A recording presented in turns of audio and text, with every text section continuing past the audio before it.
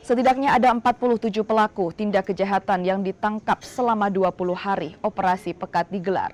Mereka yang ditangkap terlibat dalam berbagai kasus termasuk pencurian, narkotika, miras hingga prostitusi.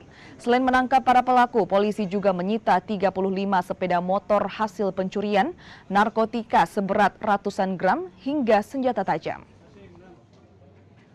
Dari target operasi 12 kasus, kemudian non target operasi ada 27 kasus.